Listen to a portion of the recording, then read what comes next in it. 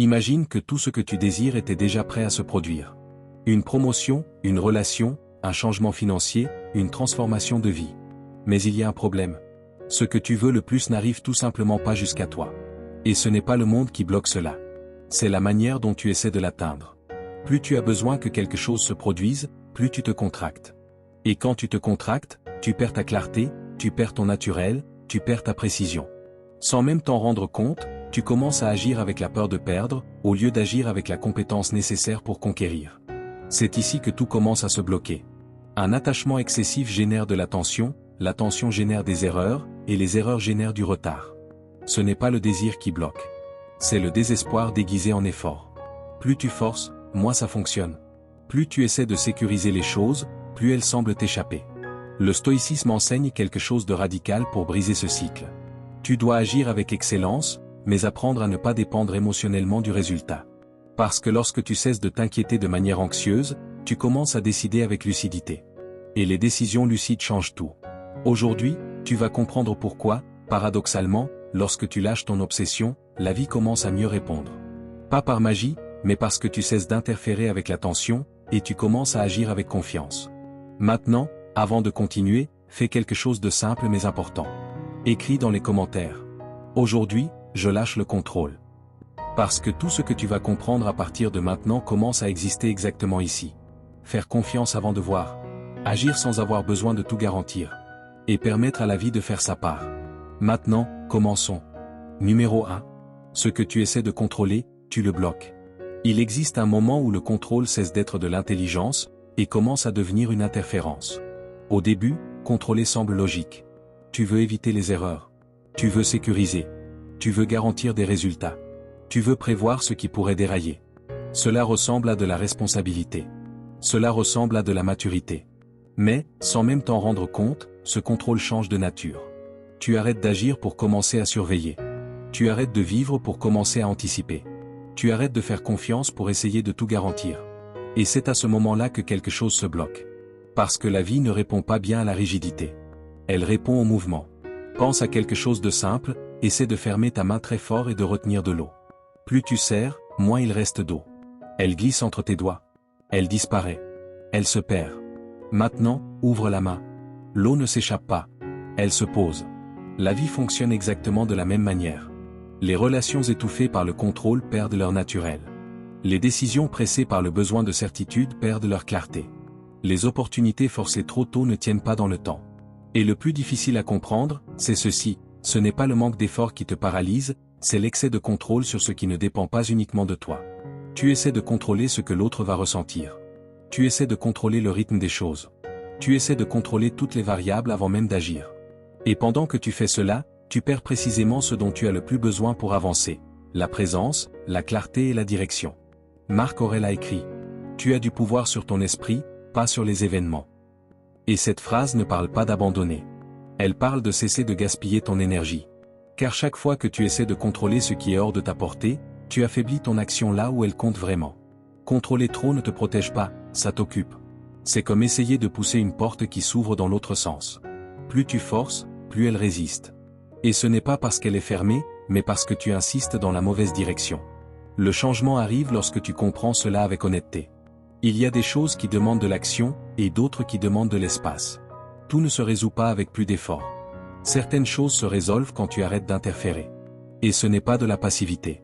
C'est de la précision. C'est agir avec fermeté sur ce qui dépend de toi, et arrêter d'envahir ce qui ne dépend pas de toi. Ton esprit ne ralentit que lorsque tu acceptes cette limite. Tes décisions deviennent plus légères lorsque le contrôle laisse place à la confiance. Ton énergie retrouve une direction quand tu cesses de la disperser. C'est ainsi que tout recommence à couler. La vie ne te donne vraiment que lorsque tu es prêt à recevoir. Carl Jung disait « Ce à quoi tu résistes persiste ». Et peut-être que ce qui se répète dans ta vie n'est pas un manque de chance, mais un excès de résistance. Alors observe calmement. Que essaies-tu de contrôler en ce moment, et qui ne fonctionne pas?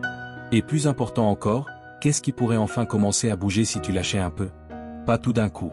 Juste assez pour permettre le mouvement. Parce qu'au final, le contrôle excessif ne te rapproche pas de ce que tu veux. Il ne fait que retarder ce qui pourrait déjà être en train d'arriver. Et parfois, le prochain pas n'est pas de serrer davantage. C'est d'arrêter d'envahir le processus. Numéro 2. Abandonne la tension. Beaucoup de gens confondent la tension avec l'engagement. Ils croient que, s'ils se détendent, ils vont perdre le contrôle, se relâcher, s'installer dans le confort, et échouer. Mais dans la réalité, c'est exactement l'inverse qui se produit. La tension n'est pas de la concentration. C'est une contraction. Et un esprit contracté ne voit pas mieux, il voit moins. Plus tu te sens sous pression, plus ta vision se rétrécit. Plus tu deviens rigide, moins tu es créatif. Plus tu es pressé, plus tu prends de mauvaises décisions. Épictète disait: ce n'est pas le poids des choses qui nous fatigue, c'est la manière dont nous les portons. Et il est possible que tu sois en train de porter ta vie avec les épaules tendues, les dents serrées, et l'esprit constamment tourné vers le pire scénario. Mais ça, ce n'est pas de la force. C'est de l'usure accumulée. Imagine quelqu'un qui conduit avec tout le corps crispé, serrant le volant avec une force excessive, tendu à chaque virage, à chaque bruit. Cette personne ne conduit pas mieux. Elle se fatigue simplement plus vite. Maintenant pense à un long trajet, 3, 4, 5 heures. Au début, cette tension peut même sembler utile, comme si elle était une preuve d'attention, de contrôle, de responsabilité. Mais avec le temps, le corps devient lourd. Les épaules se durcissent. L'esprit se sature. Et chaque imprévu semble plus grave qu'il ne l'est réellement. Ce qui était au départ de la vigilance se transforme en épuisement. Et ce qui devait être une conduite consciente devient une lutte constante. Cette personne n'arrive pas plus vite. Elle n'évite pas plus d'erreurs. Elle n'a pas plus de contrôle. Elle arrive simplement plus fatiguée. Et ce qui est le plus étrange, c'est que la route, elle, n'a pas changé. Les virages sont toujours là. Les panneaux sont toujours là. Le trafic est le même. La seule chose qui change, c'est la manière dont elle traverse tout cela. Maintenant regarde ta propre vie avec honnêteté. Combien de fois as-tu affronté une situation simple comme si c'était une menace énorme? Combien de fois ton corps a-t-il réagi avant même que tu comprennes ce qui se passait? Le cœur qui s'accélère. La respiration courte. L'esprit qui anticipe des problèmes qui n'existent pas encore. Et à la fin, ce n'est pas le problème qui t'a épuisé. C'est l'état dans lequel tu es entré pour l'affronter. Se détendre, ce n'est pas lâcher le volant. C'est arrêter de le serrer comme si chaque virage était un danger. C'est rester présent, rester attentif, mais sans transformer chaque moment en combat. Quand tu te détends, ton attention s'améliore. Ta perception s'élargit. Et le chemin devient plus clair. Non pas parce que la vie est devenue plus facile, mais parce que tu as enfin arrêté de la traverser en état de défense permanente. Et peut-être que c'est cela que tu dois comprendre maintenant, avec lucidité. Ce n'est pas seulement ce que tu vis qui te fatigue. C'est l'état dans lequel tu restes pendant que tu le vis. Tant que tu continues à vivre avec le corps tendu et l'esprit en anticipation, tout va te sembler plus difficile que ça ne l'est réellement. Mais quand tu abandonnes la tension, quelque chose change immédiatement. Pas à l'extérieur. À l'intérieur. Tu recommences à voir clairement. Tu recommences à mieux décider. Tu recommences à respirer sans précipitation. Parce que le calme ne t'éloigne pas de la réalité. Il te permet de l'affronter de la bonne manière. Et comme le disait Eckhart Tolle, la principale cause du malheur n'est jamais la situation, mais les pensées que tu as à son sujet. Alors peut-être que ce n'est pas le chemin qui doit changer maintenant. Peut-être que c'est seulement la façon dont tu es en train de le parcourir. Numéro 3. Le corps a besoin de se sentir en sécurité pour que la vie puisse circuler. La vie répond davantage à ton état intérieur qu'à tes intentions. Tu peux désirer quelque chose très fort, mais si ton corps est en mode « menace », tout se bloque. Le corps ne comprend pas les objectifs.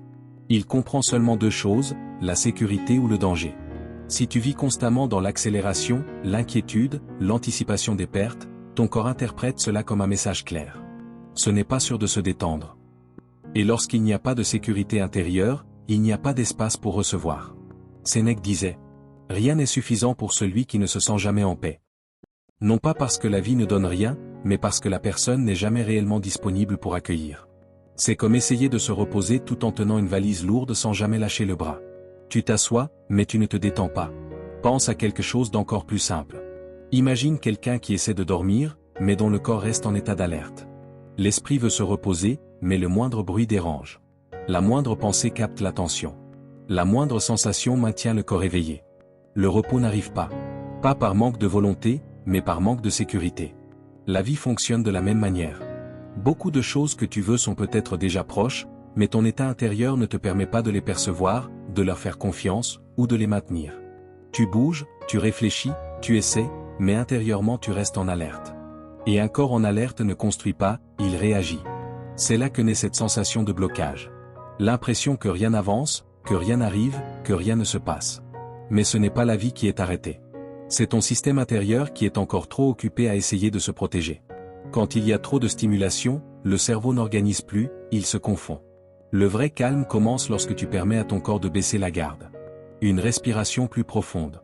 Des pensées moins urgentes. Des attentes moins rigides. Et c'est à ce moment-là que quelque chose change, silencieusement, mais réellement. Tu commences à mieux percevoir. À décider avec plus de clarté. À voir des chemins qui semblaient invisibles auparavant.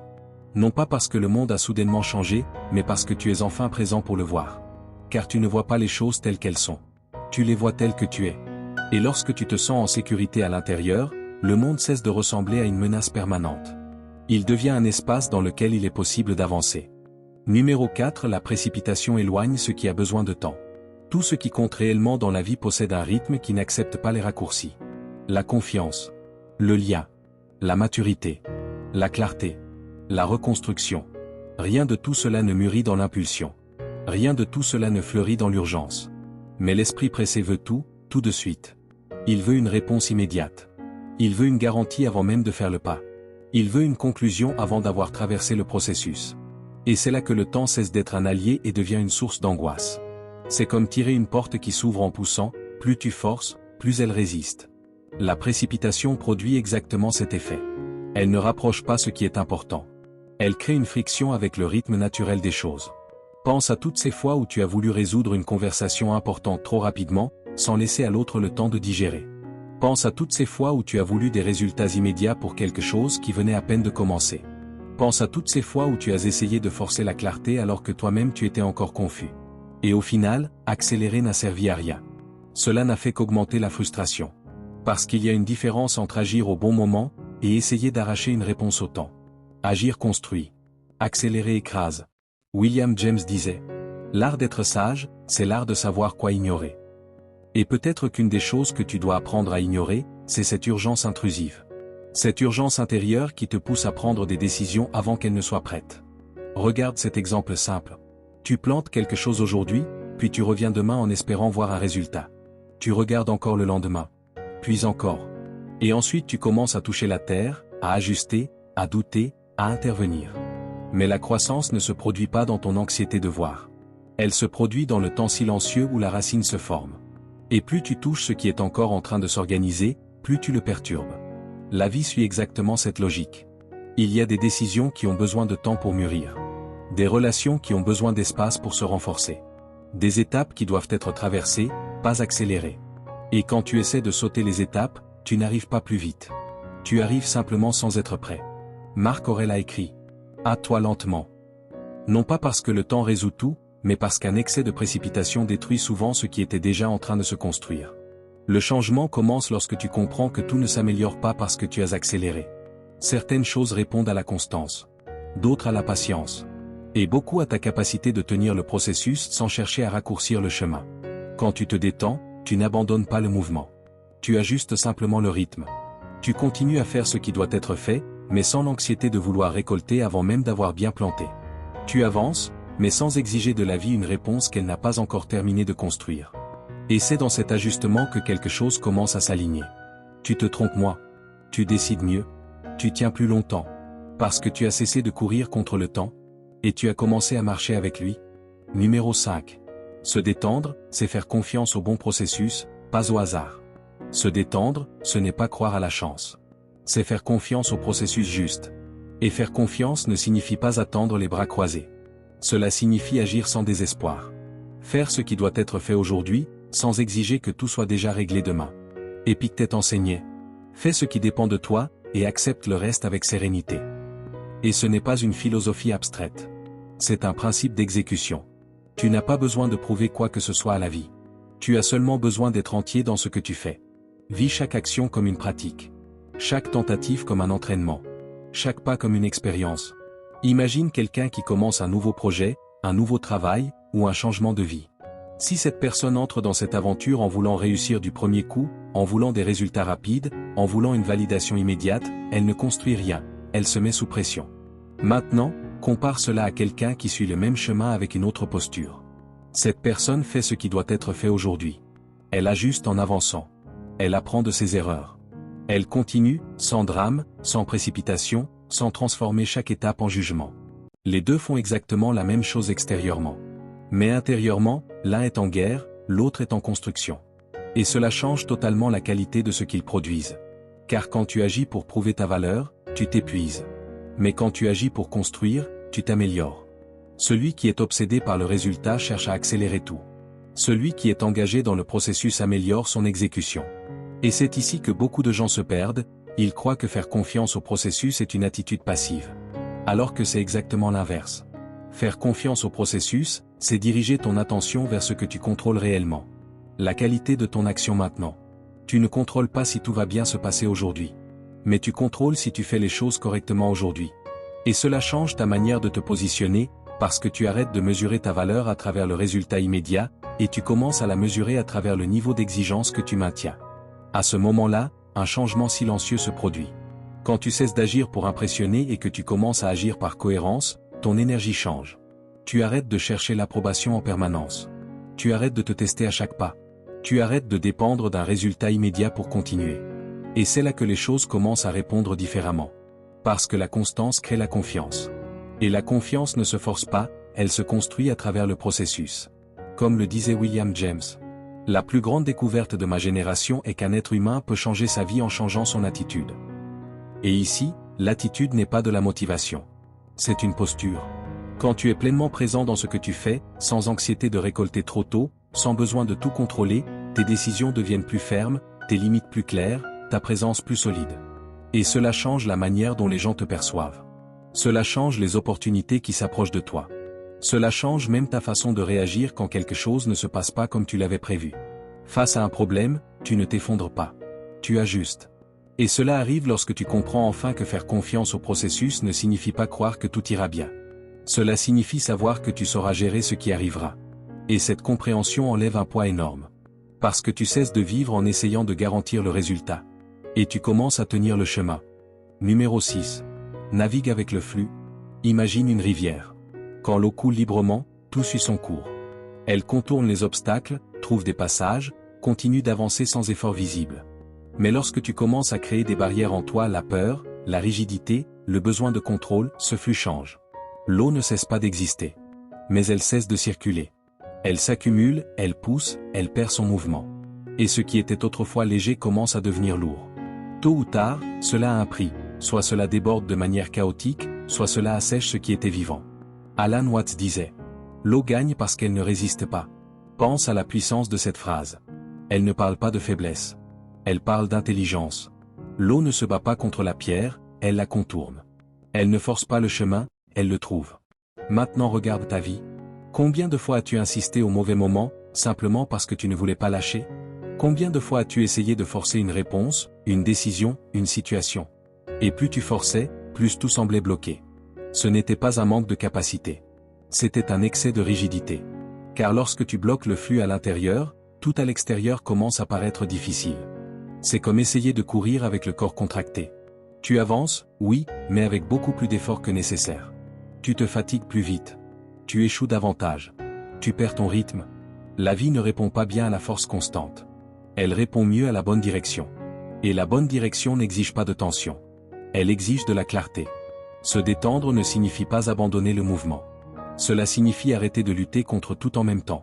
C'est continuer à agir, mais sans charger chaque pas d'urgence, de peur et de besoin de contrôle. Quand tu fais cela, quelque chose change, presque imperceptiblement au début.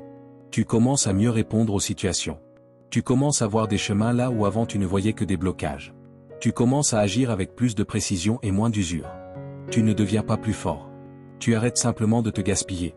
Tu arrêtes d'envoyer ton énergie à lutter contre ton propre chemin. Et lorsque tu cesses d'obstruer le flux, beaucoup de choses commencent à se réorganiser. Les conversations deviennent plus fluides. Les décisions deviennent plus simples. Les situations trouvent un chemin naturel vers la résolution. Parce que la vie n'a pas besoin d'être poussée en permanence. Très souvent, elle a seulement besoin de ne pas être bloquée. Alors comprends ceci clairement. Le problème n'est pas que la vie n'avance pas. Le problème, c'est que trop souvent, tu essaies de la conduire comme si c'était une lutte. Et la vie n'est pas une lutte en permanence. La vie est un flux. Et le flux ne naît pas de la force. Il naît lorsque tu cesses de résister à chaque pas. Numéro 7. Comment se détendre en pratique, sans fuir la réalité? Nous pouvons savoir que le calme améliore notre vie. Nous pouvons comprendre que la précipitation et le désespoir aggravent les choses. Mais une question demeure. Comment se détendre concrètement, sans fuir la réalité? Car même si, en théorie, tout paraît simple, l'appliquer au moment où le problème est là devient difficile. Quand la situation se resserre, quand quelque chose tourne mal, quand l'imprévu surgit, le corps réagit avant la raison. La respiration se raccourcit. L'esprit s'accélère. Et soudain, tu es déjà dans le problème, au lieu de l'observer de l'extérieur. Et c'est ici que la majorité des gens se perdent. Parce qu'il ne s'agit pas d'ignorer les difficultés. Il s'agit d'apprendre à les affronter sans paniquer. Il existe une énorme différence entre résoudre quelque chose et réagir à quelque chose. Quand tu réagis, tu essaies d'éteindre l'incendie avec n'importe quoi. Mais quand tu réponds, tu choisis où agir. Et cet état mental change tout. Alors, quand quelque chose t'inquiète, avant d'agir, arrête-toi. Mais arrête-toi vraiment. Pas seulement extérieurement. Demande-toi, qu'est-ce qui dépend réellement de moi, maintenant? Qu'est-ce que j'essaie de contrôler alors que ce n'est pas à ma portée? Cette pause paraît simple, mais elle transforme complètement la manière dont tu vois la situation. Parce qu'une chose est vraie, l'esprit, quand il n'est pas guidé, ne reste pas neutre. Il glisse immédiatement vers le pire scénario. Il invente des possibilités qui n'existent pas encore. Il transforme le doute en certitude. Et quand l'esprit glisse dans cette direction, il devient négatif. William James l'avait déjà remarqué. La plus grande arme contre le stress est notre capacité à choisir une pensée plutôt qu'une autre. Mais pour choisir, tu dois être présent. Et pour être présent, tu dois ralentir. Dirige ton attention vers le concret, vers le prochain pas possible, pas vers le scénario imaginaire. Car lorsque tu te perds dans le « et si », tu ne résous rien. Tu multiplies seulement les problèmes. Tu commences à vivre des situations qui ne se sont pas encore produites. Tu anticipes des douleurs qui peut-être n'arriveront jamais. Et ton corps réagit comme si tout était déjà réel. Résultat, tu souffres 2 fois. Une fois dans ton esprit. Et une autre fois dans la réalité. Regarde des situations très communes de la vie quotidienne. Un message auquel personne ne répond pendant quelques minutes, et ton esprit invente déjà une histoire, rejet, jugement, conclusion. Un problème au travail, avant même de comprendre ce qui s'est passé, tu imagines déjà perte, critique, échec. Une décision importante, au lieu d'évaluer ce que tu peux faire, tu essaies de prévoir tout ce qui pourrait mal tourner. Et dans cet état, chaque choix devient lourd. Tu veux un exemple concret? Une personne perd son emploi. Si elle panique, elle agit dans le désespoir. Elle accepte n'importe quoi. Elle se dévalorise. Elle prend des décisions sans direction. Mais si elle respire, si elle organise sa pensée et affronte la réalité telle qu'elle est, quelque chose change. Elle met à jour son CV avec plus de soin. Elle parle aux bonnes personnes. Elle voit des options qui, auparavant, étaient invisibles. Le problème existe toujours. Mais maintenant, il y a quelqu'un capable de le gérer. Et c'est ça, le véritable changement. Avoir un esprit clair n'élimine pas la difficulté. Mais cela change complètement la manière dont tu la traverses. C'est comme traverser une rue avec beaucoup de circulation. Si tu cours sans regarder, le risque augmente. Mais si tu t'arrêtes, observes, puis traverses au bon moment, la route est la même, mais la manière de la traverser change. La clarté n'accélère pas la vie. Elle évite les erreurs inutiles. Et avec le temps, tu commences à comprendre quelque chose d'important. Tu n'as pas besoin de tout résoudre maintenant. Tu dois simplement éviter d'aggraver ce qui est déjà en train de se passer. Et souvent, cela représente déjà un immense progrès. Avoir un esprit clair, c'est créer un espace intérieur pour répondre, au lieu de seulement réagir. C'est sortir de l'impulsion et revenir au choix. Et c'est dans cet espace que tu récupères quelque chose d'essentiel. La direction. Numéro 8. Recevoir, c'est ouvrir la porte de l'abondance dans ta vie. Beaucoup de gens savent lutter, mais ne savent pas recevoir. Ils savent courir après les choses, insister, résoudre, s'adapter. Mais quand quelque chose de bon approche, ils se bloquent. Recevoir de l'aide. Recevoir des opportunités. Recevoir de l'amour. Recevoir de la reconnaissance. Tout cela semble simple, mais pour beaucoup, c'est inconfortable. Pourquoi? Parce qu'au fond, il existe une association silencieuse. La valeur vient de l'effort, pas de la légèreté.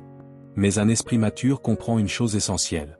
La vie arrive aussi dans le silence, dans la pause, dans le calme. Thich Nhat Hanh disait: ce n'est que lorsque nous sommes détendus que la vie peut nous toucher. Pense à cela de manière très concrète. Imagine quelqu'un qui passe toute la journée les bras croisés, le corps fermé, la posture rigide. Même si quelqu'un s'approche, même si quelque chose lui est offert, il y a une barrière. Ce n'est pas que personne ne donne rien. C'est que la personne n'est pas dans un état de réception. Et cela se manifeste de façon subtile au quotidien. Tu veux de la reconnaissance, mais tu te sens mal à l'aise quand on te fait un compliment. Tu veux une connexion, mais tu te fermes dès que quelqu'un s'approche réellement de toi. Tu veux la paix, mais tu n'arrives pas à te reposer sans ressentir de la culpabilité. Comme si quelque chose en toi disait « Pas encore. Ce n'est pas encore suffisant. » Et c'est là qu'un schéma silencieux se crée. Tu conquiers, mais tu ne profites pas. Tu reçois, mais tu ne ressens rien. Tu avances, mais tu restes vide. Non pas parce qu'il manque quelque chose, mais parce que tu n'as pas encore appris à accueillir ce qui est déjà arrivé. Car recevoir demande quelque chose que peu de gens ont développé.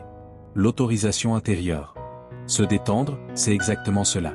C'est permettre au bien d'arriver sans culpabilité, sans penser qu'un malheur va forcément suivre après. C'est comprendre que tu n'as pas besoin d'être en guerre pour vivre. C'est arrêter de vivre comme si quelque chose allait mal tourner à tout moment. C'est cesser de te méfier de ce qui est léger. C'est arrêter de croire que la vie ne fonctionne qu'à travers l'effort constant. Et cela n'a rien à voir avec le fait de devenir passif. Cela a tout à voir avec le fait de devenir disponible. Disponible pour écouter sans résistance. Disponible pour accepter sans justification. Disponible pour vivre sans avoir besoin de te protéger en permanence. Parce que lorsque tu apprends à recevoir, quelque chose change profondément. Tu n'as plus besoin de courir après tout avec désespoir. Tu commences à tenir ce qui arrive. Et cela change complètement la manière dont la vie répond à toi. Car il ne suffit pas que les choses arrivent. Tu dois être prêt à les garder. Et parfois, le prochain niveau de ta vie ne dépend pas de faire plus. Il dépend simplement d'arrêter de rejeter, en silence, ce qui est déjà à toi. Numéro 9. Un nouvel état émotionnel. Que se passe-t-il lorsque tu choisis de te détendre? Tu dors mieux? Tu décides mieux? Tu écoutes davantage et tu réagis moins. Mais cela ne se produit pas comme par magie. Cela arrive parce que tu cesses de vivre en état de défense. Pense à une journée ordinaire, quand tu te réveilles déjà tendu, déjà pressé, en regardant ton téléphone, en pensant à tout ce qui pourrait mal tourner, en essayant de tout résoudre avant même que la journée commence. La moindre petite chose devient lourde. Un message mal interprété devient un conflit. Un retard devient une irritation. Une décision simple devient un doute. Maintenant compare cela à une journée où tu commences plus calmement.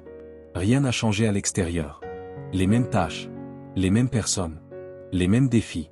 Mais toi, tu réponds différemment. Et cela change complètement le résultat de ta journée. Parce que ta vie n'est pas seulement faite de ce qui t'arrive. Elle est construite par la manière dont tu traverses ce qui t'arrive. Et c'est précisément cela qui te rend plus calme. Une abeille suit un chemin et trouve des fleurs. Une mouche suit le même chemin et trouve des déchets. Le monde est le même, mais chacune voit ce pourquoi elle est prête. Comme le disait Wayne d'ailleurs. Quand tu changes la façon dont tu regardes les choses que tu regardes changent. Et c'est exactement ce qui se passe ici. Quand tu te détends, tu ne renonces pas. Tu changes simplement la base sur laquelle tu vis. Tu cesses d'agir depuis la peur et tu commences à agir depuis la clarté. Tu arrêtes de courir après la vie et tu commences à marcher avec elle. Et c'est là qu'il se passe quelque chose d'étrange. Beaucoup de choses que tu désirais commencent à s'approcher, parce que ton énergie ne bloque plus le chemin vers toi.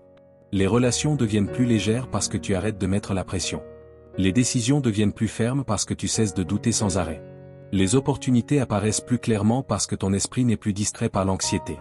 Et peut-être que le plus grand changement est intérieur. Tu ne ressens plus que tu es toujours en retard. Tu ne ressens plus le besoin de prouver quelque chose en permanence. Tu ne vis plus avec cette sensation constante qu'il manque quelque chose. Tu réalises que tu peux déjà agir avec ce que tu as. Tu peux déjà avancer depuis l'endroit où tu es. Quand tu changes ton état intérieur, tu changes le monde autour de toi. Peut-être que ce qui te freine encore n'est pas la difficulté, mais la peur de lâcher le contrôle que tu as appris à maintenir. On t'a appris que faire confiance est de la naïveté. Que si tu ne tiens pas tout, quelque chose va t'échapper. Mais cet attachement qui aujourd'hui semble être une sécurité, avec le temps, il cesse d'être une protection. Il devient une prison que tu ne remarques même plus.